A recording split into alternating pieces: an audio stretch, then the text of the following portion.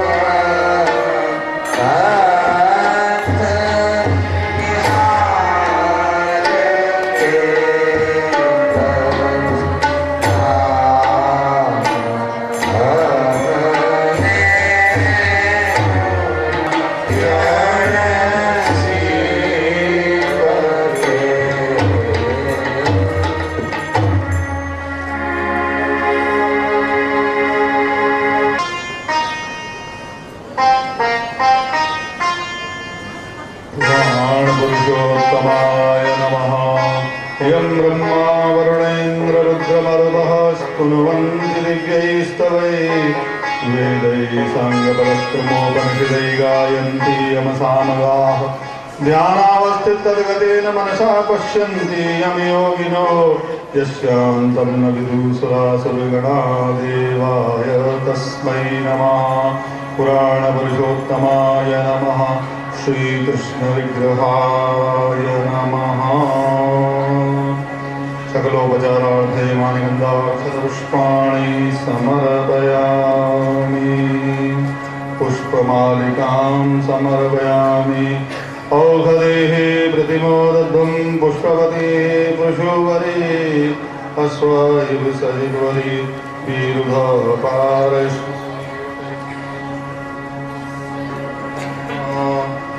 भगवते व्यासाय नमः।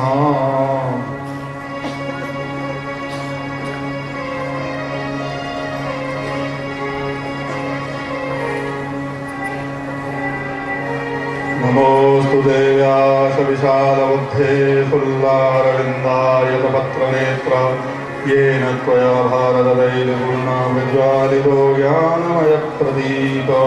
भगवते व्यासाय नमः। पुराणपुरुषोत्तमाय नमः। व्यासाय विष्णुरूपाय व्यासरूपाय विष्णवे नमो वै ब्रह्मविदे वासिष्ठाय नमो नमः। ज्वालामालिन्ये नमः। रत्नेश्वरे नमः। सकलोपचारार्थमानन्दाक्षपुष्पाणि समर्पयामि। हरि ओम इदगं हविर्वृजनं मे अश्वसवीरगं सर्वगणगं स्वस्तये आत्मसनि प्रजासनि परुषनि लोकसन्निवैसनि अग्निं प्रजां बहुलां मे करो तन्नो पयोरेतो अस्मासु धत्त। कर्पूरगौरं करुणावतारं संसारसारं भुजगेन्द्रहारं सदा वसन्तं हृदयारविन्दे भवं भवानि सहितं नमामि। कर्पूरनीराजनं दर्शयामि। पुराणपुरुषोत्तमाय नमः। भगवते व्यासाय नमः। तरेण शीतलीकरणं पुष्पैर्वन्दनमस्ताभ्यामात्मा विवन्दनं मन्त्रपुष्पाञ्जलिं हरि ओं यज्ञेन यज्ञमयन्तदेवा तानि धर्माणि प्रथमान्यासन्न ते हनाकं महिमानः सदन्त यत्र पूर्वे साध्याः सन्ति देवाः ॐ नारायणाय विद्महे वासुदेवाय धीमहि तन्नो कृष्णः प्रचोदयात् नानासुगन्धिपुष्पाणि यथा कालोद्भवानि च पुष्पाञ्जलिर्मया दत्तो गृहाण परमेश्वर मन्त्रपुष्पाञ्जलिं समर्पयामि पुराणपुरुषोत्तमाय नमः भगवते व्यासाय नमः भगवते श्रीशुकदेवाय नमः यानि यानि च पापानि जन्मान्तर्गतानि च तानि सर्वाणि नश्यन्तु प्रदक्षिणापदे पदे प्रदक्षिणां समर्पयामि नमस्कारान् समर्पयामि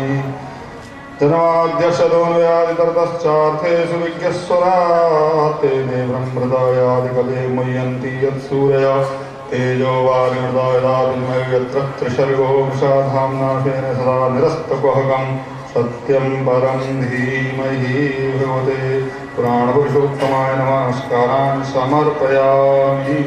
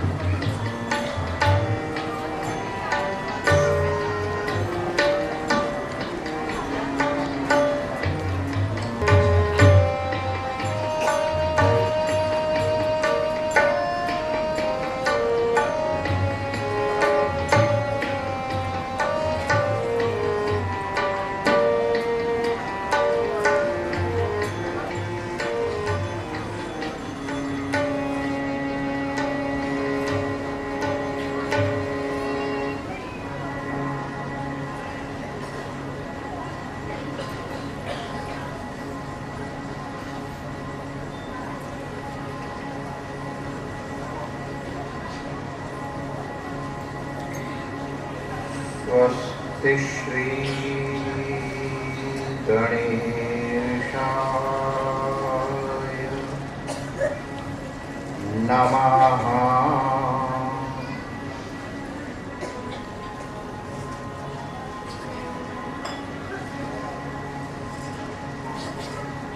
श्री सरस्वत्यै नमः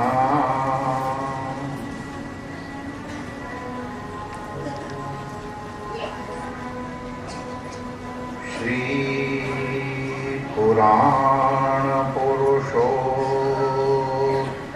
पुराणपुरुषोत्तमाय नमः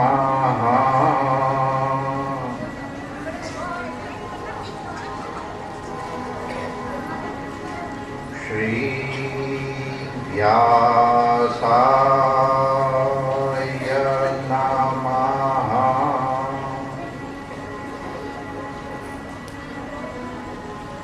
श्री शुकदेवाय नमः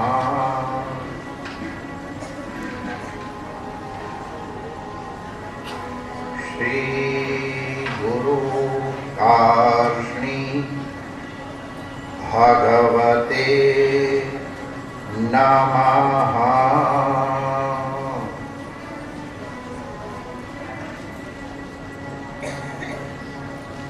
नमो महद्भ्यः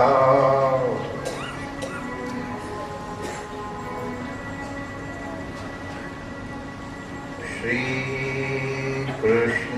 कृष्णाय वासुदेवाय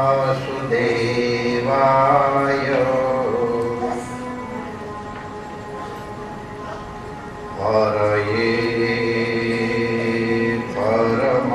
परमात्मने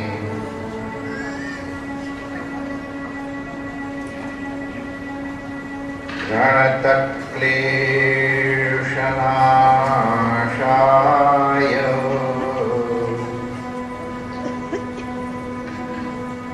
श्री गोविन्दाय नमो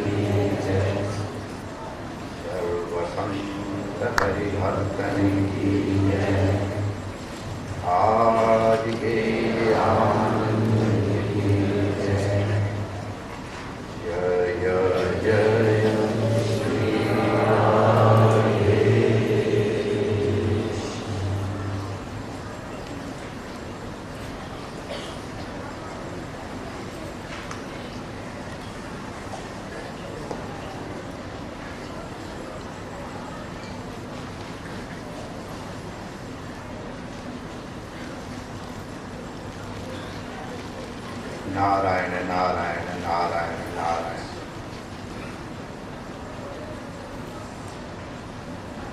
श्रीमद् भागवत का प्रयोजन है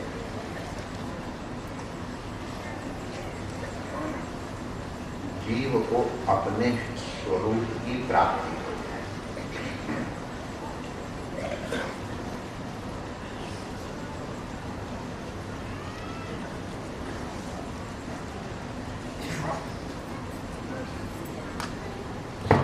इसका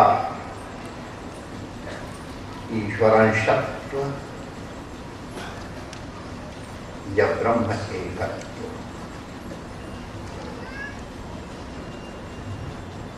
ये अनुभूति है।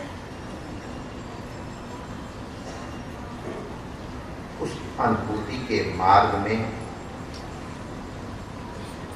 बाधाएं हैं मल, विक्षेप और भाव।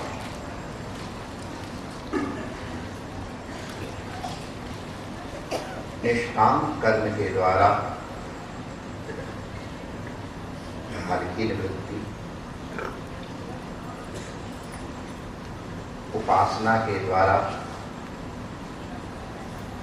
वासना नाश पूर्वक विक्षेप।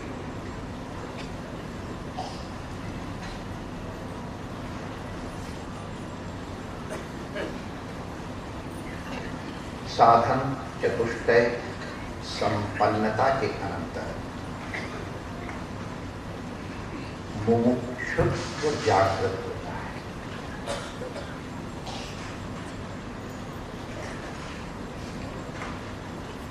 अथातो ब्रह्म जिज्ञासा, इस ब्रह्म सूत्र के चिंतन के समय कई महापुरुष ऐसा कहते हैं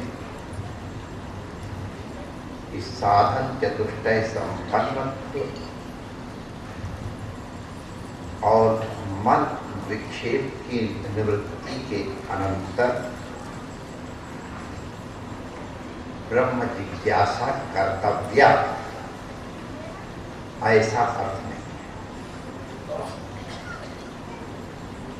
कई अनुभूति संपन्न महापुरुष कहते हैं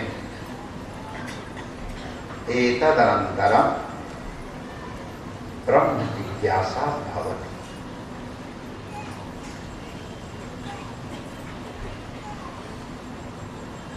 जब साधन चतुष्टय संपन्नत्व षट संपत्ति की प्राप्ति के अनंतर स्वाभाविक, यदि 3 गियर गाड़ी के लग जाएं और यदि गाड़ी में गति हो रही है तो गाड़ी चौथा गियर स्वयं मान लेती है।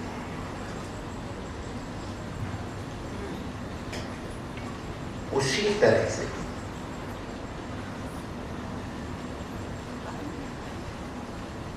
जब जीव अधिकारी होता है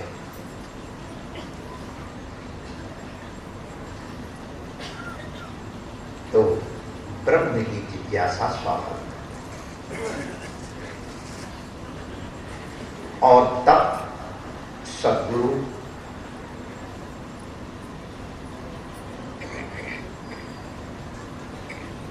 आवरण की निवृत्ति पूर्वक अपरोक्षानुभूति का मार्ग प्रशस्त।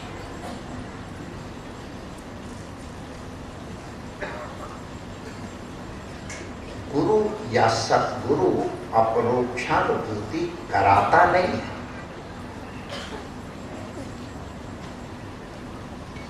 वो केवल व्यवस्था बना देता है।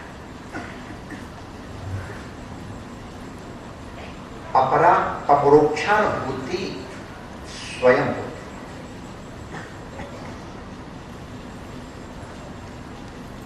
दर्पण के आगे से आवरण हटाया जा सकता है, लेकिन दर्शन स्वयं।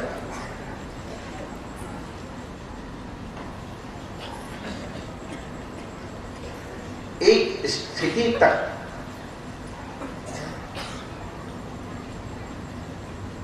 शास्त्र और सद्गुरु साथ। इसके अनंतर एकत्वानुभूति स्वयं होती है। जब तक एकत्वानुभूति न हो तब तक किसी भी रस का परिपाक नहीं होता। सामान्य लौकिक काम में भी जब तक अभेदानुभूति एकत्वानुभूति नहीं होती है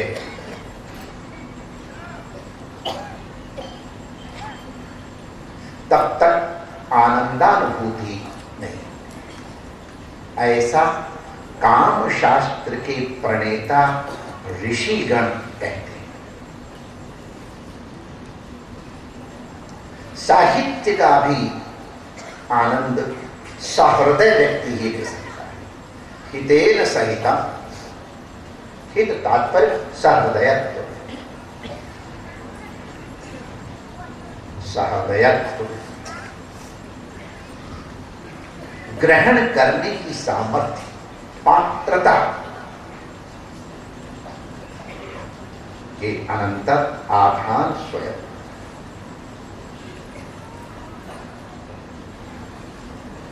व्याकरण में भी जो केवल शब्द शास्त्र है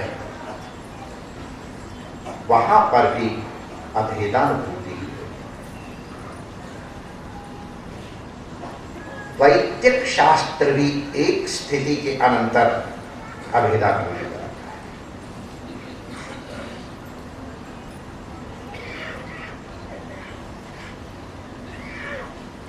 भक्ति मार्ग में भी ब्रह्म संबंध होता है। श्री यमुना महारानी सद्गुरु है, वो भक्ति प्रवाहमान सरस भक्ति, वो श्री कृष्ण के साथ ब्रह्म संबंध करता।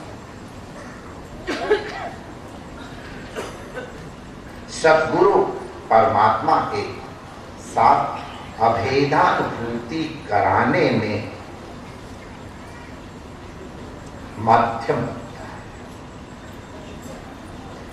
अभेदानुभूति के अनंतर सद्गुरु, शास्त्र और शिष्य इनमें एकत्र हो जाता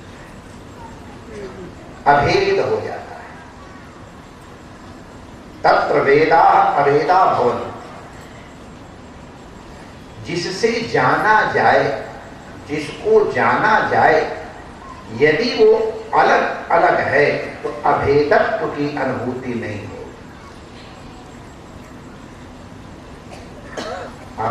अभेदत्व की अनुभूति आत्मविस्मरण के द्वारा ही संभव।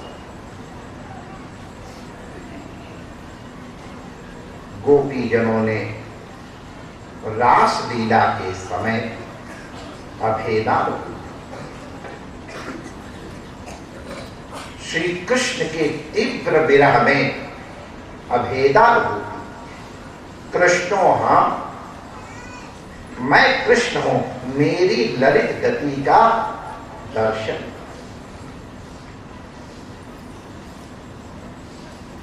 हमारे महापुरुष कहते हैं ये रास लीला, ये रस लीला है। रसो वैसा जो परमात्मा है उसके साथ अभेदानुभूति करना, यही रास लीला का प्रयोग है। जब तक भेदानुभूति होती है तब तक विकार आते हैं। जब तक वृत्ति रहेगी तब कुछ न कुछ आकार धारण करती है।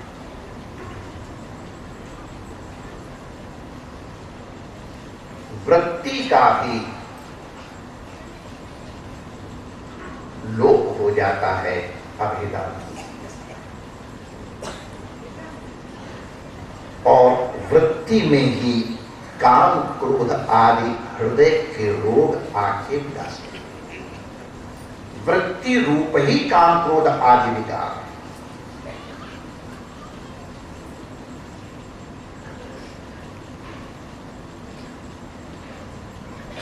लोक से विरक्ति और लक्ष्य से अनुरक्ति, यही वैराग्य का लक्ष्य है।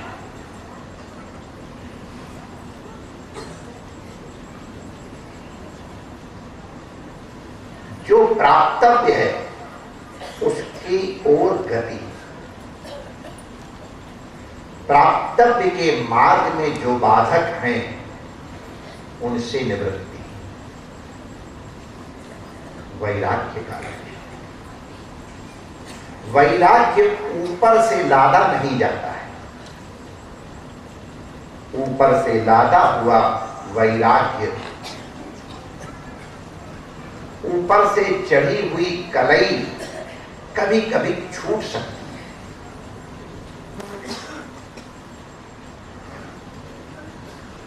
जो वास्तव स्वरूप है वो प्रकट हो जाता है।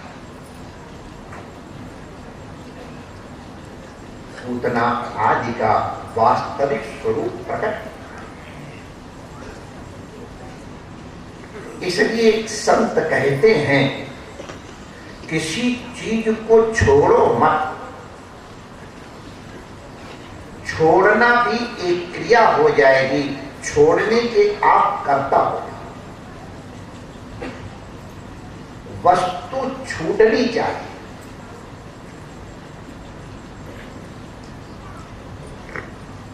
यदि किसी नियम से या किसी भय से त्याग किया जाता है तो भय की निवारण होने पर पुनः आकर्षण संभव। हमारे एक महाराज जी की कृपा पात्र थे, पास से हमारे बड़े अच्छे मिठाई बनाने के कलाकार, बहुत खाने के शौकीन और बहुत अधिक खिलाने के शौकीन। भीमसेन खाने के शौकीन थे, इसीलिए खिलाने के बड़े शौकीन।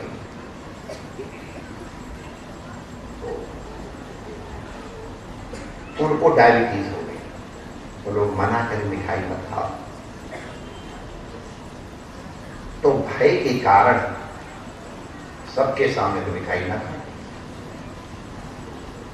प्रसाद बांटना है इस नाम से मिठाई के एक आध कनस्टर अपने टेंट में रख ली। उज्जैन को मेला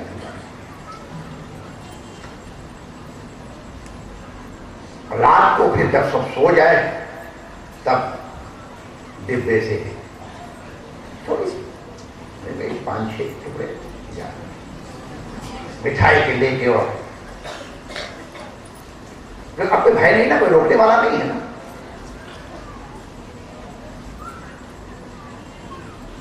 आसक्ति निवृत्त नहीं हुई तो बाधा निवृत्त होने पे ग्रहण करने के अभिलाषा,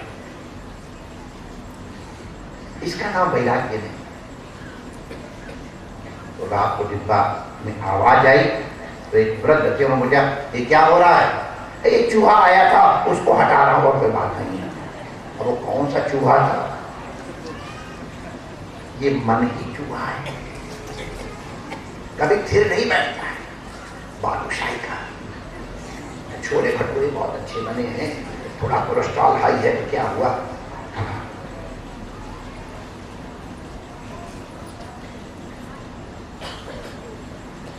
आसक्ति की निवृत्ति चाहिए।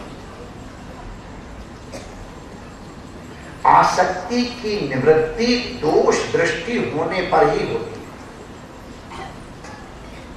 हमारे आश्रम में हमारे बड़े गुरु भाई, अब उनका शरीर नहीं है, स्मृति में तो नहीं है, महाराष्ट्र के बड़े प्रभापात को खाते हैं। वो खीर बहुत बढ़िया बनाते हैं। रमावती की खीर और कढ़ी अभी प्रसिद्ध है, लेकिन उस समय जब वो विराजते थे तो लोग आज कढ़ी बनी है रमावती में तो फिर क्या बात है। और उसी तरह खीर अगर बनी है उनके हाथ की तो क्या बात है। बड़े पैसे के बड़े लोग, लेकिन जितना पैसा इकट्ठा हो सब संत सेवा गौ सेवा में, उनके पास अंतिम समय बस जय श्री कृष्ण। और इसको आप लोग कहना चाहें तो कह सकते। एक बार उन्होंने खीर बनाई बहुत बढ़िया, बहुत बढ़िया दूध गाढ़ा गाढ़ा करके, छटाक चावल छटाक खीर डाल करके और खूब उसको घोटा और उसमें सब पदार्थ जो ऊपर से डाले और खीर ठंडी हुई फर्स्ट क्लास, ठंडी करके और जब पलटा से उसको उठा रहे थे तो उसमें काला काला सांप निकल आया।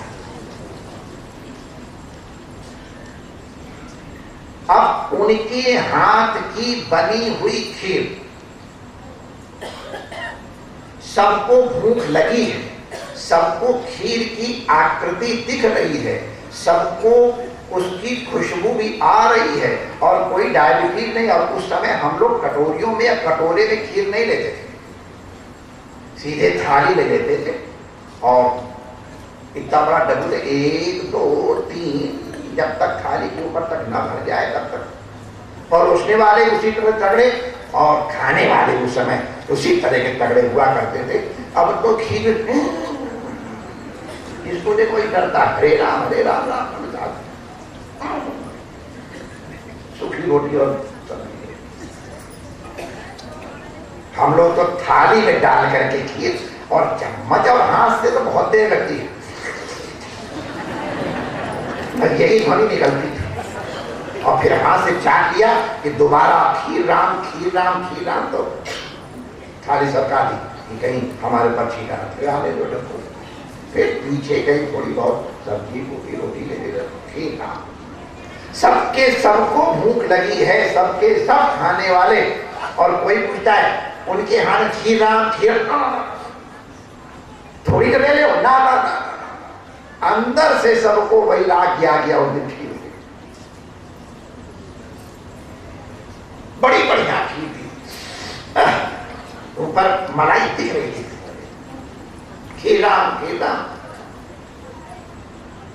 क्यों नहीं दिया उसमें? विष के भय से, विष का भय नहीं है, भय है मरने का। उस मरने के भय के कारण इतनी बढ़िया खीर कढ़ाई में बनी हुई, किसी ने थोड़ी तो ले लो।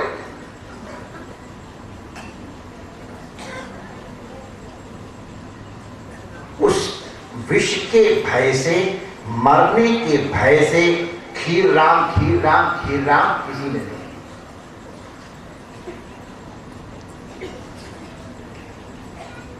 क्योंकि इसमें विष है, मरेंगे। इसी प्रकार विषयों की तरफ अगर इस प्रकार आंतर विरक्ति नहीं है, हमारे महापुरुष कहते हैं विषयान विषवत् त्यज, विषयों को विष के समान छोड़ो। क्योंकि विष तो एक ही बार मारेगा और विषय पुनरपि जननम पुनरपि मननम पुनरपि जननी जठरे। लेकिन जब तक दृढ़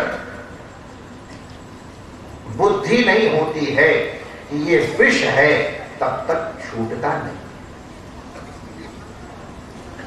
और इसलिए त्याग के लिए वैराग्य आवश्यक है, और वैराग्य के लिए अहित दृष्टि होनी, राग दृष्टि की निवृत्ति होनी आवश्यक है। ये राग निवृत्ति नियम और कानून से नहीं हो सकती है, ये आंतर होती है।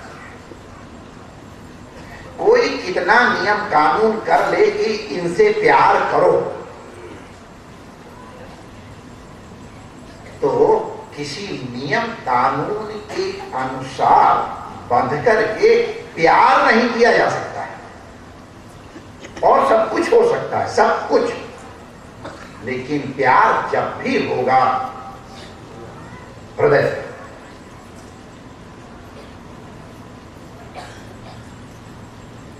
इसी प्रकार वैराग्य भी जब भी होगा हृदय से।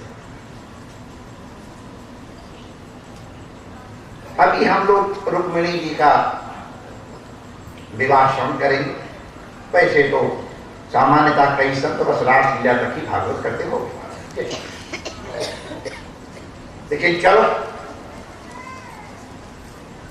रुक्मिणी जी के ब्याह की चर्चा में रुक्मिणी जी को श्री कृष्ण जी से प्रेम कैसे हुआ, तो श्रुत्वा गुणा, भगवान के गुण गणों को श्रवण करने से आनुकूल्य बुद्धि की प्रतीति हुई और तब एक तरफ आसक्ति होने पे इतर से विरक्ति स्वाभाविक। युगपत ज्ञानानुपत्ति मनुष्यो लक्षण लिंगम। मन दो जगह टिकते हैं, उधो मन न भय दस, एक हुतो सो गयो श्याम संग। अब वो आराधना है, बिना मन के आराधना हो ही नहीं सकती, वो आराधना है। तो मन कहां गया, श्रुत्वा गुणा। तो जब गुण बुद्धि होगी वहां आसक्ति होगी, और जहां दुर्गुण बुद्धि होगी वहां से विरक्ति। शास्त्र सबके सब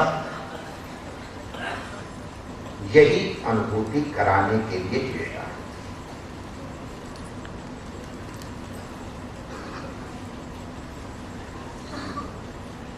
शास्त्र की निंदा नहीं निंदा न्याय से है। शास्त्र किसी की निंदा नहीं करते, क्योंकि जो कुछ भी है इस सृष्टि में वो सबका सब ईश्वर ही है। इसलिए यदि किसी वस्तु की निंदा की जाती है तो वो वस्तुतः ईश्वर की निंदा है, परमात्मा की है। निंदनीय इस विश्व में कुछ भी नहीं। यदि निंदनीय कुछ है, श्री विदेहराज बहुत बड़े ज्ञान थे, और उनके पास बड़े बड़े आचार्य संत कुलपति आते थे ज्ञान प्राप्त करने के लिए। महाशाल उनका नाम है, महाशाल भी उनके पास आते थे, महाश्रोत्रिय उनके पास आते थे। तो प्रसंग आता है कि अवधूत जी भी, सुखदेव जी भी उनके पास गए और उनसे विद्या ग्रहण। तो विद्या ग्रहण करने के बाद गुरु की दक्षिणा दी जाती है। तो महाराज आपको क्या दक्षिणा देगी? जनक जी ने सोचा कि अपने विद्यार्थी की अब अंतिम परीक्षा ले लो। ये जो हमने सुनाया है इसको समझ सका है कि नहीं? सुना तो इसने खूब है, और ऐसा प्रतीत होता था कि मनन भी किया है, क्योंकि कई लोग सुनते तो हैं लेकिन कितना समझते हैं बड़ा गड़बड़ हो जाता है। बिना मनन किए वो सुनना। तो एक बार कोई संत गीता का प्रवचन कर रहे हैं, उनकी कथा को सुनने के बड़ी भीड़, लेकिन कुछ लोग तमाशा देखने आवे, कुछ लोग पंडाल देखने के लिए आवे, कुछ भीड़ भाड़ देख के आवे कि भाई इतनी भीड़ होगी, कोई ना कोई चीज तो होगी, चलो हम भी चलें। आप गए कथा में, कोई घर की याद कर रहा है, कोई रसोई की याद कर रहा है, कोई दुकान की याद कर रहा है, कोई ऑफिस की याद कर रहा है, या और बहुत सी चीजें संसार में याद करने की, और वो सब चेहरे पे आ गया। अध्यापक और वक्ता जान जाता है कौन विद्यार्थी कहां तक है और कौन श्रोता कहां तक है। नाक से खुर्राटा आवे तभी पता चले सो रहा है, नहीं। बिना खुर्राटा आंखें खुली होने पर भी बहुत लोग सोते रहे। सत्संग में बैठ के यदि क्रमागत रूप से न श्रवण किया जाए, ये सोना ही, ये प्रमाद है। और हमारे उपनिषदों में लिखा है प्रमादो वै मृत्यु। तो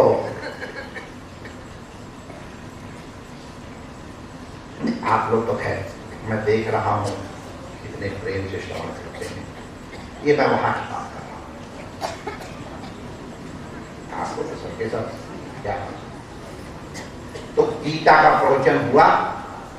पहले दिन जैसे महात्म कथा हुई, महात्मा की कथा हुई, और फिर एक एक अध्याय और तत्त योग की चर्चा,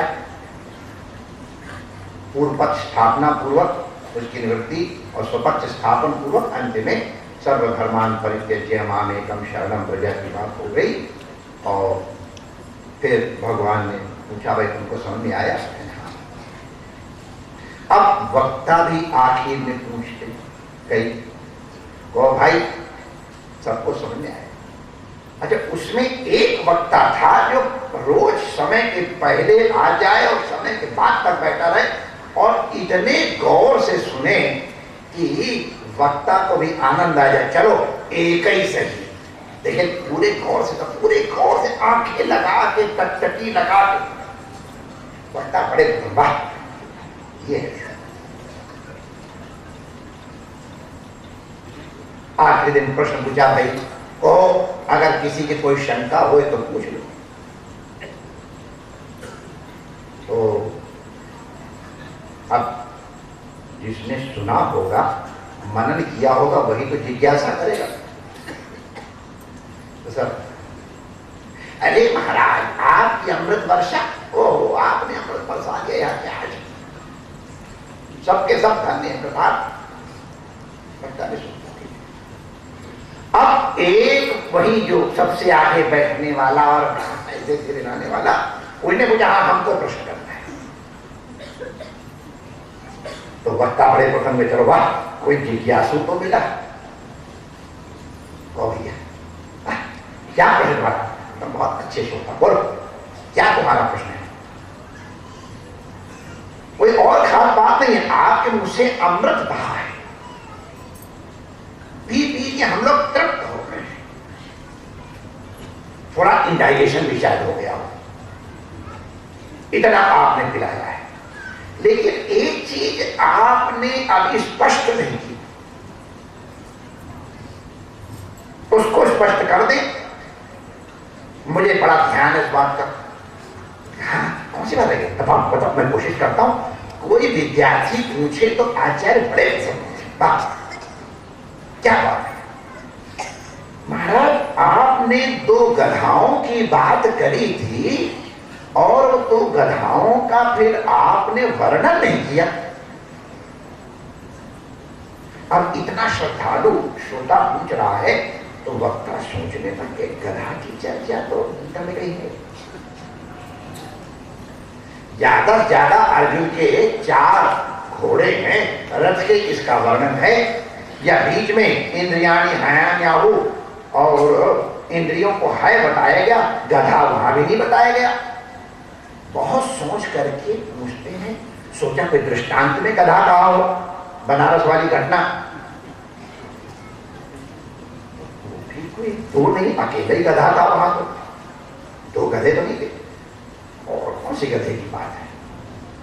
सोचा हम भूल गए किस दिन कहा था, सोचे बताएगा तो हम समझ लें उस योग के दिन, वर्णन के दिन हमने ये वर्णन किया होगा। तो कौन से दिन हमने उन गधाओं की बात की भैया बताओ। और अभी वक्ता बड़ा पसंद है, कोई प्रश्न तो करने वाला है, हम स्पष्टीकरण करें।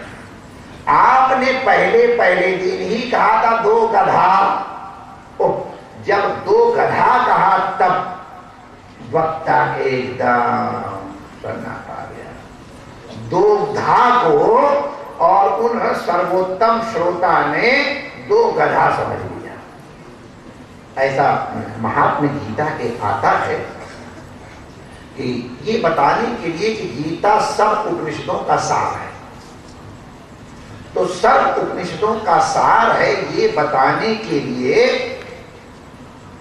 एक रूपक बनाया गया है कि सर्वोपनिषदो गावो, जितनी भी सब उपनिषद हैं वो गाए हैं। दोग्धा गोपाल नंदना, उनका दुहने वाला, दोग्धा दूध दुहने वाला, गोपाल नंदना श्री कृष्ण। गोपाल नंदा माने ग्वालिया श्री कृष्ण। बड़ी माने बड़ा उचित, जैसे मैं बताया था, जैसा काम लेना हो भगवान को वैसा नाम देना पड़ता है। तो गोपाल नंदा। पार्थो वत्सा, बहाना किसका है, बछड़े के लिए गैया दूध देती है, और फिर बाद में हम लोग को एक अलग बात है। तो बछड़े के लिए गैया पहनाती है, दूध देती है, लेकिन छानते हैं हम लोग। सुधीर भोक्ता, आपके जैसे समझदार लोग, उत्तम श्रोता, उसके भोक्ता। दुग्धम गीता अमृतम महात्मा, अमृत क्या है, तो गीता का जो ज्ञान है वही दूध। तो ये उसका तात्पर्य है कि उपनिषदों का सार कृष्ण ने निकाल करके अर्जुन के माध्यम से हमको दिया, ये उसका मतलब है। लेकिन दोग्धा आया तो दोग्धा माने दूध दूहने वाला, और ये श्रीमान जी समझ गए दो गधा। अब वक्ता के बेचारे को कितनी पीड़ा हुई होगी, ये हमारे सर्वोत्तम श्रोता है। दोग्धा को दो गधा सुन रहे हैं, और पूरी गीता के प्रवचन में इनका पूरा ध्यान दो गधाओं के ऊपर लगा रहा। बाकी हमने कर्म योग और भक्ति योग और हम जितने योग बताए थे, कहीं इनका ना दो गधा कहाँ आएंगे। बड़े दुखी हुए, और सोचा इनके लिए मैं मेहनत कर रहा हूं। वक्ता संतुष्ट होता है जब परीक्षित जैसा श्रोता कहता है अब मेरा स्वरूप की प्राप्ति। अर्जुन कहता है नष्टो मोहा स्मृति लब्धा कृष्ण प्रसन्न। ये कहता है दो गधा, तब खींच के क्या कहें, तुमने दो गधा अभी तक नहीं समझे, नहीं अब मैं बता देता हूं। इतने बड़े गीता के सांगोपांग प्रवचन में तुमने और कुछ नहीं पकड़ा, सारा ध्यान तुम्हारा गधे पे लगा रहा, इसलिए पहले गधे को मैं से उंगली कर लेता हूं। और तुम्हारे जैसे गधे को गीता सुनाने वाला दूसरा गधा मैं, ये दो गधा है।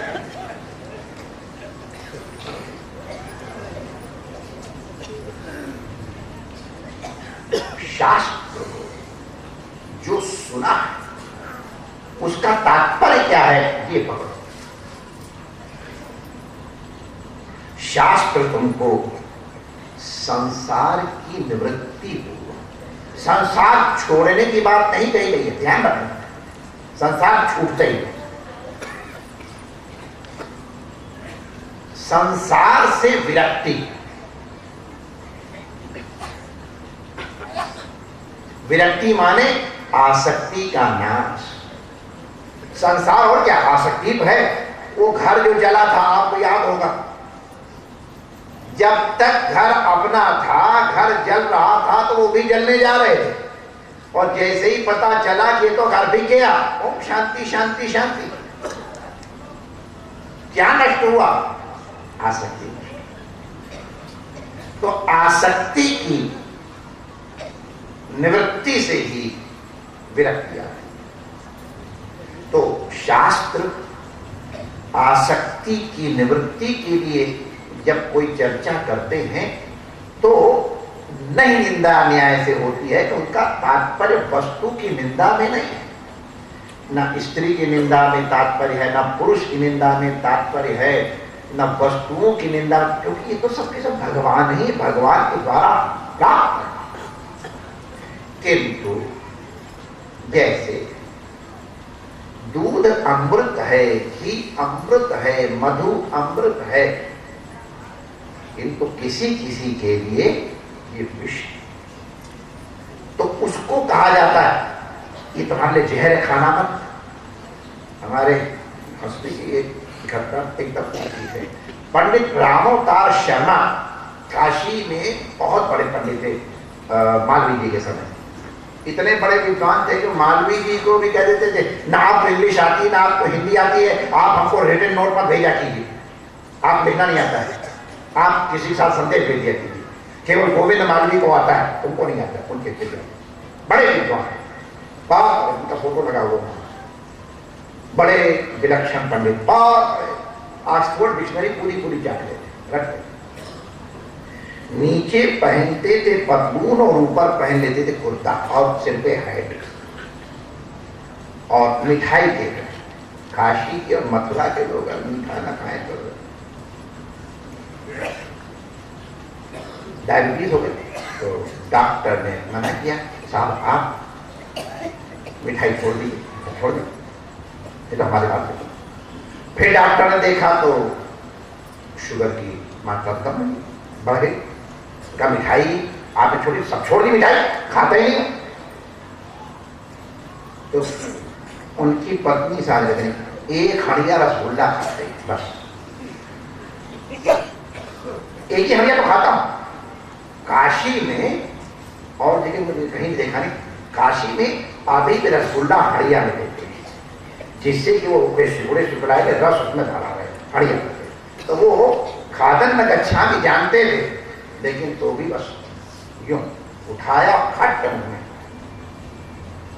तो डॉक्टर साहब ने कहा कि पंडित जी ये जहर है, जहर, रसगुल्ला मत खाइए।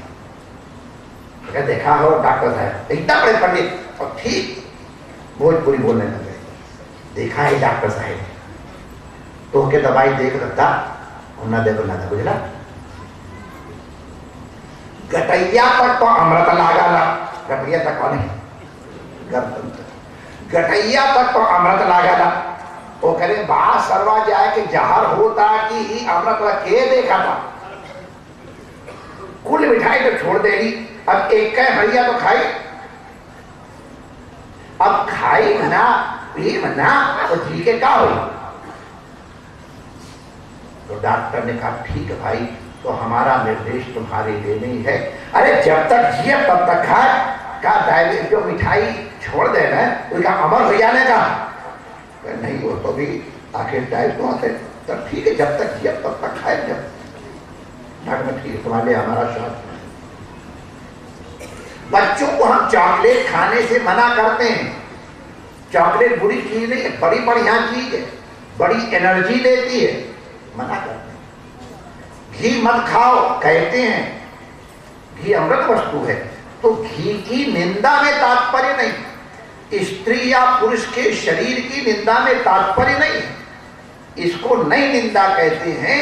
कि अगर चॉकलेट की निंदा की जा रही तो चॉकलेट की निंदा में तात्पर्य नहीं है, श्रोता के मन में चॉकलेट से विरक्ति हो जाए इसकी तरफ, इसको नहीं निंदा कहते हैं, कि निंदा में तात्पर्य नहीं है, उससे तुमको निवृत्त कर। तो जहां जहां भी शास्त्र में किन्हीं चीजों की निंदा की गई है, कई लोग उनका नाम लेकर के और कई प्रकार के आक्षेप लगाते हैं। आप लोगों के समाधान के लिए ये चर्चा इसलिए की गई कि आप समझ लें शास्त्र किसी की निंदा नहीं। अरे निज प्रभु मैं देखें जगत, जगत माने जड़ चेतन सब कासन करें।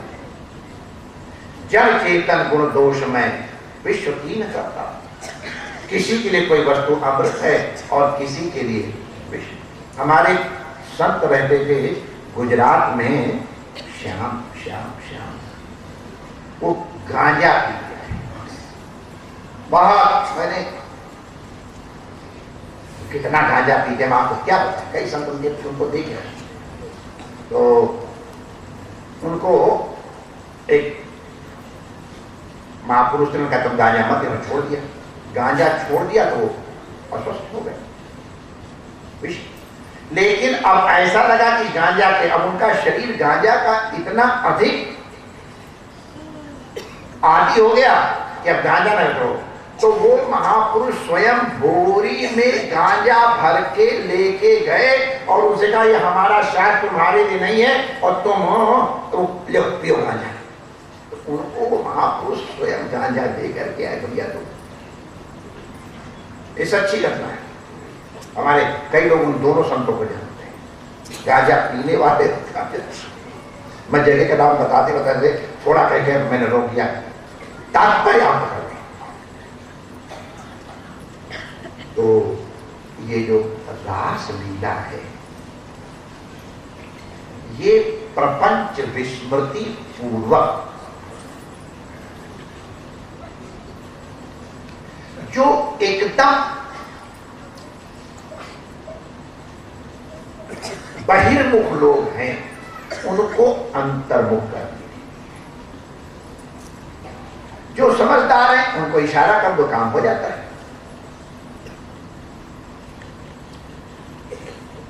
H2O कह दिया, समझदार समझ गए।